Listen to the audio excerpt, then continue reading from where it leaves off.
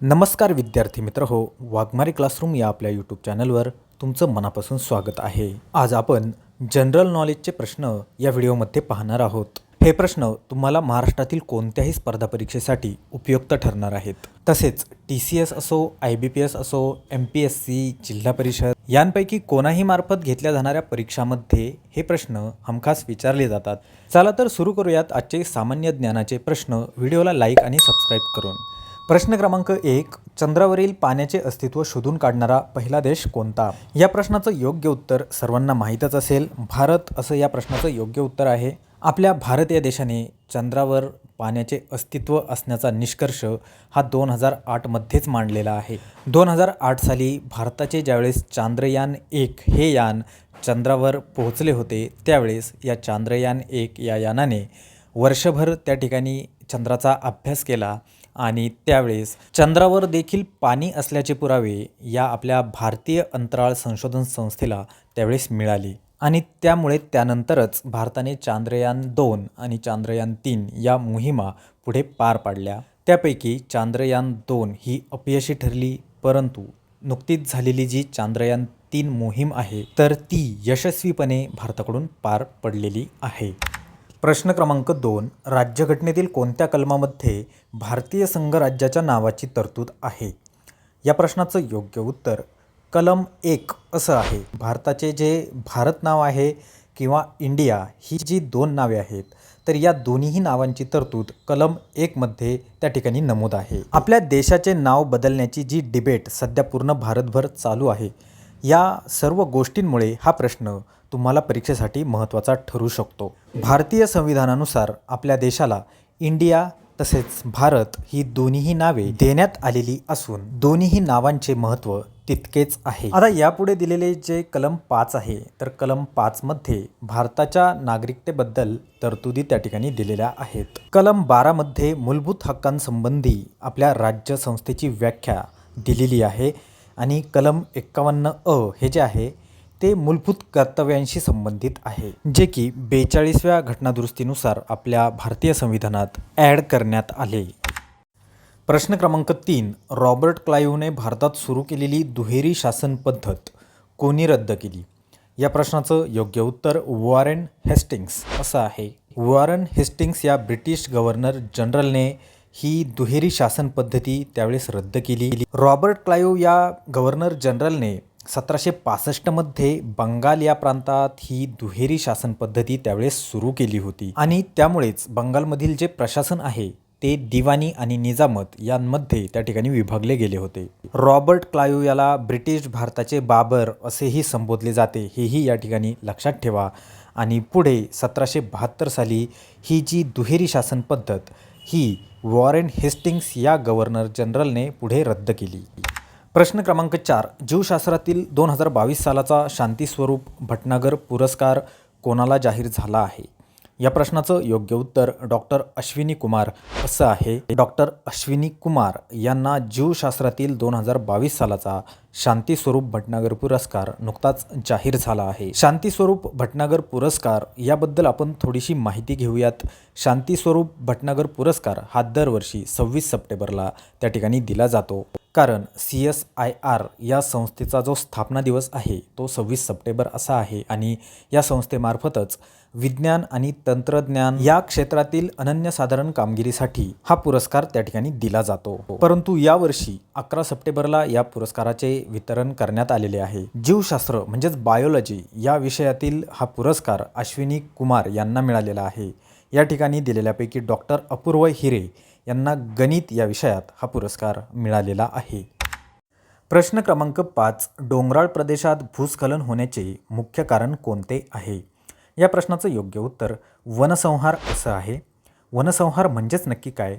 वृक्षांचा जो नाश होतो याला वनसंहार असं म्हटलं जातं. आता वृक्ष किंवा ही वने आहेत ही नष्ट होण्यामागे महत्त्वाची अनेक कारणे आहेत. काही मानवनिर्मित कारणे आहेत, काही नैसर्गिक कारणे देखील आहेत. अनेक कारणांमुळे या ठिकाणी हे वनसंहार होऊ शकतात. जसं की मानवनिर्मित कारणांमुळे ज्यावेळेस मोठ्या प्रमाणावरती मानवाकडून जे आहे वृक्षतोड केली जाते, वनांचा नाश केला जातो, त्यामुळे डोंगराळ प्रदेशातील जी जमीन असते, जी माती असते ती एकसंध राहत नाही आणि त्यामुळे भूस्खलन होण्याचे हे देखील कारण या ठिकाणी होऊ शकते. त्याचबरोबर अनेक देखील कारणे आहेत, नैसर्गिक आपत्ती आहेत, परंतु या ठिकाणी जे 4 पर्याय दिलेले आहेत या पर्यायांपैकी या ठिकाणी वनसंहार हे योग्य उत्तर आहे. प्रश्न क्रमांक 6, महाराष्ट्रातील खालीलपैकी कोणता जिल्हा कर्नाटक या राज्याच्या सीमेला लागून नाही आहे? आणि या प्रश्नाचं योग्य उत्तर रत्नागिरी असं आहे. महाराष्ट्रातील जो रत्नागिरी हा जिल्हा आहे याची सीमा कोणत्याही नवीन राज्याला लागून नाही आहे. उर्वरित या ठिकाणचे सिंधुदुर्ग, सांगली आणि सोलापूर हे जे 3 जिल्हे आहेत या तीनही जिल्ह्यांची सीमा कर्नाटक या राज्याला लागून आहे. त्याचबरोबर सिंधुदुर्ग या जिल्ह्याची सीमा गोवा आणि कर्नाटक या 2 राज्यांना लागून आहे. आणि रत्नागिरी या जिल्ह्याचं वैशिष्ट्य नेमकं काय आहे तर रत्नागिरी या जिल्ह्याला सर्वात जास्त समुद्रकिनारा हा लाभलेला आहे. प्रश्न क्रमांक 7, भारतीय संसदेतील लोकसभेचे पहिले अध्यक्ष कोण होते? या प्रश्नाचं योग्य उत्तर गणेश वासुदेव मावळणकर असं आहे. गणेश वासुदेव मावळणकर हे भारतीय संसदेतील लोकसभेचे पहिले अध्यक्ष होते. मग आता त्यांचा कार्यकाल अध्यक्ष म्हणून त्यावेळेस काय होता हे देखील परीक्षेला विचारू शकतात. तर 15 मे 1952 पासून ते 27 फेब्रुवारी 1956 पर्यंत असा इतका त्यांचा हा लोकसभेचा अध्यक्षांचा तो कार्यकाल त्यावेळेस होता. आणि त्या अनुषंगाने सध्या भारताचे लोकसभा अध्यक्ष कोण आहेत हे देखील परीक्षेला विचारू शकतात. तर सध्या भारताचे लोकसभा अध्यक्ष हे ओम बिर्ला आहेत. ते भारतीय जनता पक्षाचे आहेत आणि राजस्थानमधील कोटा या मतदारसंघातून ते नेते आहेत. प्रश्न क्रमांक 8, डॅश डॅश हे इंटरनेटवर वेबपृष्ठे शोधण्याचे एक सॉफ्टवेअर आहे. या प्रश्नाचं योग्य उत्तर ब्राउझर असं आहे. ब्राउझर हे इंटरनेटवर ज्यावेळेस आपण वेबपृष्ठे शोधत असतो, सर्फिंग करत असतो, तेव्हा ब्राउझर हे आपण त्यावेळेस तेथे वापरतो. म्हणून या प्रश्नाचं योग्य उत्तर ब्राउझर असं आहे. या ब्राउझरमार्फतच आपण कुठल्याही संकेतस्थळावर त्या ठिकाणी जाऊ शकतो आणि संकेतस्थळावर जाऊन आपल्याला जी माहिती हवी असते ती त्या ठिकाणी आपण पाहू शकतो. प्रश्न क्रमांक 9, महाराष्ट्र राज्याचे सध्याचे म्हणजेच 2022-23चे लिंग गुणोत्तर किती आहे? या प्रश्नाचं योग्य उत्तर 932 असं आहे. आता या ठिकाणी एक गोष्ट लक्षात ठेवा, महाराष्ट्र राज्याचे जर 2011च्या जनगणनेनुसार लिंग गुणोत्तर विचारले तर त्या प्रश्नाचं उत्तर 929 असं होईल. परंतु नुकतेच झालेले जे 2022-23चं जे सर्वे आहे त्या सर्वेनुसार 932 इतके लिंग गुणोत्तर आपल्या महाराष्ट्र राज्याचे आलेले आहे. त्यामुळे हा बारीक फरक या ठिकाणी नीट लक्षात ठेवायचा आहे. आता असा देखील प्रश्न परीक्षेला तुम्हाला विचारू शकतात की महाराष्ट्रातील कोणत्या जिल्ह्याचे लिंग गुणोत्तर सर्वात जास्त आहे? तर ते रत्नागिरी या जिल्ह्याचे गुणोत्तर सर्वात जास्त आहे. मग ते किती आहे तर 1122 इतके आहे. आणि सर्वात कमी गुणोत्तर मुंबई शहराचे आहे जे 832 इतके आहे. प्रश्न क्रमांक 10, पहिली बौद्ध परिषद इसवी पूर्व 487 मध्ये कोणाच्या अध्यक्षतेखाली पार पडली? या प्रश्नाचं योग्य उत्तर महाकश्यप असं आहे. महाकश्यप या भिक्षूच्या अध्यक्षतेखाली ही पहिली बौद्ध परिषद इसवी पूर्व 487 मध्ये पार पडली. नंतर परीक्षेला असं देखील विचारू शकतात की पहिली बौद्ध परिषद पार पडली त्यावेळेस कोणत्या राजाचे राज्य होते किंवा कोणत्या राज्याच्या संरक्षणाखाली ही बौद्ध परिषद पार पडली? तर अजातशत्रू या राजाच्या संरक्षणाखाली ही पहिली बौद्ध परिषद पार पडली होती. गौतम बुद्धांच्या निधनानंतर लगेचच 5-6 वर्षातच ही बौद्ध परिषद त्यावेळेस पार पडली होती. गौतम बुद्धांचा जन्म हा इसवी पूर्व 563 मध्ये झाला होता आणि त्यांचे निधन इसवी पूर्व 480 मध्ये त्यावेळेस झाले होते. प्रश्न क्रमांक 11, खालीलपैकी कोणती सामुद्रधुनी श्रीलंकेला भारतापासून वेगळे करते? या प्रश्नाचं योग्य उत्तर पाल्कची समुद्रधुनी असं आहे. पाल्कची समुद्रधुनी श्रीलंकेला भारतापासून वेगळी करते. आपल्या भारत देशातील जे तामिळनाडू राज्य आहे या तामिळनाडू राज्याला आणि श्रीलंकेतील उत्तर प्रांतातील जे तेथील एक जाफना नावाचा जिल्हा आहे या 2 ठिकाणांदरम्यानची जी सामुद्रधुनी आहे तिला पाल्क असं नाव देण्यात आलेलं आहे. आणि या पाल्कच्या सामुद्रधुनीमुळे भारत आणि श्रीलंका ही नैसर्गिकरित्या वेगळी झालेली आहे. प्रश्न क्रमांक 12, जिल्हा परिषदेची सदस्य संख्या कमीत कमी किती असू शकते? या प्रश्नाचं योग्य उत्तर 50 असं आहे.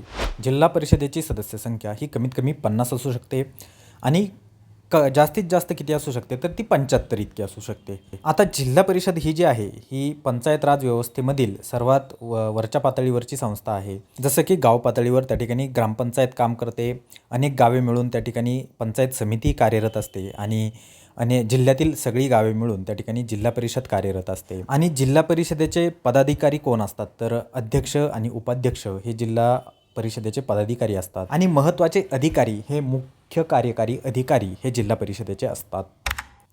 प्रश्न क्रमांक 13. दिल्लीजवळ दीनपनाह नावाचे शहर कोणत्या राज्यकर्त्याने वसवले होते? या प्रश्नाचं योग्य उत्तर हुमायून असं आहे. हुमायून या मुघल शासकाने दिल्लीजवळील जे दीनपनाह नावाचे शहर होते ते त्यावेळेस वसवले होते. इसवी सन 1533 मध्ये हे शहर त्याने तेथे वसवले होते. प्रश्न क्रमांक 14. झेंडूची फुले ही प्रसिद्ध साहित्यकृती कोणी लिहिली? या प्रश्नाचं योग्य उत्तर प्रल्हाद केशव अत्रे असं आहे. प्रल्हाद केशव अत्रे यांची काही महत्त्वाच्या साहित्यकृती आहेत त्या आपण या ठिकाणी पाहूयात. तर डॉक्टर लागू, त्यानंतर झेंडूची फुले, कऱ्हेचे पाणी जे की त्यांचे आत्मचरित्र आहे, ही महत्त्वाची प्रसिद्ध अशी साहित्यकृती त्यांची आहे. आणि त्यांचे आपल्या महाराष्ट्रासाठी जे योगदान आहे ते साहित्यामध्ये आहे, चित्रपट क्षेत्रात देखील आहे, राजकारणात आहे, पत्रकारितेत आहे, शिक्षणात देखील आहे. प्रश्न क्रमांक 15. वस्तूंच्या आयात आणि निर्यातीवरील कर हा डॅश डॅश म्हणून ओळखला जातो. तर या प्रश्नाचं योग्य उत्तर कस्टम ड्युटीज असं आहे. वस्तूंच्या आयात आणि निर्यातीवर जो कर लादला जातो त्याला कस्टम ड्युटीज असं म्हटलं जातं. त्याचबरोबर या ठिकाणी दिलेला जो मूल्यवर्धित कर आहे तो एक उपयोगिता कर असून म्हणजेच प्रत्येक जे वस्तूचं उत्पादन आहे त्या उत्पादनापासून त्याची विक्री होतपर्यंत ज्या ज्या स्टेजवरून ती वस्तू जाते त्या प्रत्येक ठिकाणी तो टॅक्स त्या ठिकाणी त्याचा वाढत जातो आणि त्याची किंमत वाढत जाते. याला मूल्यवर्धित कर असे म्हणतात, ज्याला इंग्लिशमधून वॅट व्हॅल्यू ॲडेड टॅक्स असे देखील म्हटले जाते. त्यानंतर वस्तू व सेवा कर म्हणजेच GST goods and services tax, तर हा भारतात वापरल्या जाणाऱ्या वस्तू आणि सेवांवर आकारला जाणारा अप्रत्यक्ष कर आहे. आणि एक्साईज ड्युटीज म्हणजे काही ठराविकच वस्तू किंवा ठराविकच ज्या सेवा आहेत त्यांच्यावरती अप्रत्यक्ष लावलेला जो कर आहे त्याला एक्साईज ड्युटीज असं म्हटलं जातं. प्रश्न क्रमांक 16. भारताच्या एकूण क्षेत्रफळापैकी महाराष्ट्र राज्याने किती भूभाग व्यापला आहे? या प्रश्नाचं योग्य उत्तर 9.36% इतके आहे. महाराष्ट्र राज्याने भारताचा 9.36% इतका भूभाग व्यापलेला आहे. महाराष्ट्र राज्याचे एकूण क्षेत्रफळ किती आहे तर सुमारे 3,08,000 चौरस किलोमीटर इतके महाराष्ट्र राज्याचे क्षेत्रफळ आहे. आणि भारतात क्षेत्रफळाच्या दृष्टीने महाराष्ट्र राज्याचा एकूण 3रा क्रमांक लागतो. प्रश्न क्रमांक 17. 69व्या राष्ट्रीय चित्रपट पुरस्कार सोहळ्यामध्ये सर्वोत्कृष्ट अभिनेत्रीचा पुरस्कार कोणाला मिळाला? या प्रश्नाचं योग्य उत्तर आलिया भट व कृती सेनन असं आहे. आलिया भट हिला गंगूबाई काठियावाड या चित्रपटासाठी तर कृती सेनन हिला मिमी या चित्रपटासाठी हा सर्वोत्कृष्ट अभिनेत्रीचा पुरस्कार मिळालेला आहे. त्याचबरोबर सर्वोत्कृष्ट अभिनेत्याचा पुरस्कार हा अल्लू अर्जुन याला पुष्पा या चित्रपटासाठी मिळालेला आहे. प्रश्न क्रमांक 18. भारतातील कोणत्या राज्यात मोत्सू महोत्सव साजरा केला जातो? या प्रश्नाचं योग्य उत्तर नागालँड असं आहे. नागालँड या राज्यात मोत्सू महोत्सव हा उत्सव साजरा केला जातो. त्याचबरोबर अजून एक महत्त्वाचा सण त्या ठिकाणी साजरा केला जातो नागालँडमध्ये, तर तो आहे हॉर्नबिल महोत्सव. त्याला त्योहारों का त्योहार असं त्या ठिकाणी म्हटलं जातं. प्रश्न क्रमांक 19. केंद्र सरकारच्या कोणत्या योजनेअंतर्गत महाराष्ट्र राज्यात 1,00,000 कृषी पंपाचे वाटप केले जात आहे?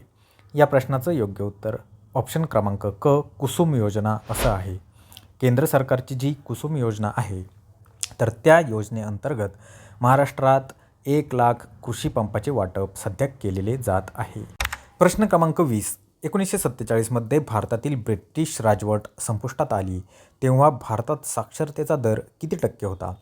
या प्रश्नाचं योग्य उत्तर 12% असं आहे. 1947 मध्ये भारतातील ब्रिटिश राजवट जेव्हा संपली, जेव्हा भारत स्वतंत्र झाला त्यावेळेस भारतात साक्षरतेचा दर फक्त 12% इतका होता आणि आता 2011च्या जनगणनेनुसार तो वाढून 73 ते 74% इतका झालेला आहे. प्रश्न क्रमांक 21. महाबळेश्वर, खंडाळा, भीमाशंकर या ठिकाणी कोणत्या प्रकारची वने आढळतात? या प्रश्नाचं योग्य उत्तर सदाहरित वने असं आहे. महाबळेश्वर, खंडाळा आणि भीमाशंकर ही जास्त पर्जन्याची ठिकाणे आहेत आणि त्यामुळे त्या ठिकाणी सदाहरित वने ही नेहमी आढळतात. प्रश्न क्रमांक 22. खाली दिलेल्या खेळाडूंपैकी एकदिवसीय आंतरराष्ट्रीय क्रिकेटमध्ये 10,000 धावांचा टप्पा कोणत्या खेळाडूने पूर्ण केलेला आहे? या प्रश्नाचं योग्य उत्तर रोहित शर्मा असं आहे. रोहित शर्माने नुकतेच 11 सप्टेंबर रोजी हा 10,000 धावांचा टप्पा पार केलेला आहे. कोणत्या संघाविरुद्ध केलेला आहे तर श्रीलंका या संघाविरुद्ध त्याने हा 10,000 धावांचा टप्पा पार केलेला आहे. मग आता भारताच्या एकूण किती खेळाडूंनी 10,000 धावा ह्या एकदिवसीय क्रिकेटमध्ये पूर्ण केलेल्या आहेत? तर भारताचे असे 6 खेळाडू आहेत ज्यांनी 10,000 धावा एकदिवसीय क्रिकेटमध्ये पूर्ण केलेल्या आहेत. तर मग ते कोण आहेत? सचिन तेंडुलकर, सौरभ गांगुली, राहुल द्रविड, महेंद्रसिंग धोनी, विराट कोहली आणि रोहित शर्मा असे हे 6 खेळाडू आहेत ज्यांनी 10,000 धावा एकदिवसीय क्रिकेटमध्ये पूर्ण केलेल्या आहेत.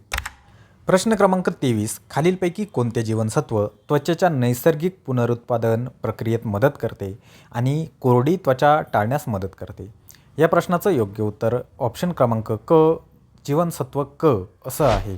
जीवनसत्व क म्हणजे व्हिटॅमिन सी हे जे आहे हे या नैसर्गिक पुनरुत्पादन प्रक्रियेत मदत करते त्वचेच्या आणि कोरडी त्वचा देखील टाळण्यास मदत करते. त्याचबरोबर हे अँटीऑक्सिडंट म्हणून देखील काम करते. प्रश्न क्रमांक 24. भारतीय राज्यघटनेतील कितव्या घटनादुरुस्तीनुसार EWS म्हणजेच आर्थिक दुर्बल घटकांना 10% आरक्षण देण्यात आले?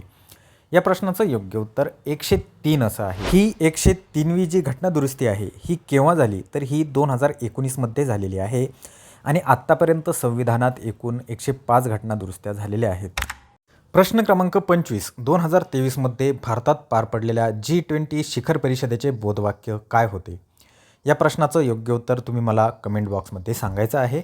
एकूण 20 देशांचा हा जो ग्रुप आहे या देशांची जी परिषद आहे प्रत्येक वर्षी वेगवेगळ्या देशात होत असते आणि यावर्षी ती भारतात होणार होती. त्यामुळे भारतात पार पडलेली ही जी यावर्षीची शिखर परिषद आहे G20ची हिचे बोधवाक्य काय आहे ते तुम्ही मला शोधून या ठिकाणी कमेंट बॉक्समध्ये सांगायचं आहे. तर अशा प्रकारे आपण या ठिकाणी सर्व 25 प्रश्न सामान्य ज्ञानाचे किंवा जनरल नॉलेजचे हे या ठिकाणी पाहिलेले आहेत. त्यापैकी तुम्हाला किती प्रश्नांची योग्य उत्तरे देता आली हे देखील मला तुम्ही कमेंट बॉक्समध्ये सांगायचं आहे. आणि त्याचबरोबर पुढच्या व्हिडिओमध्ये कशा प्रकारचे प्रश्न कोणत्या विषयावर तुम्हाला हवे आहेत हे देखील मला कमेंट बॉक्समध्ये तुम्ही मला सांगायचं आहे. तर आजच्यासाठी इतकंच. भेटूया पुढच्या व्हिडिओमध्ये. खूप खूप धन्यवाद.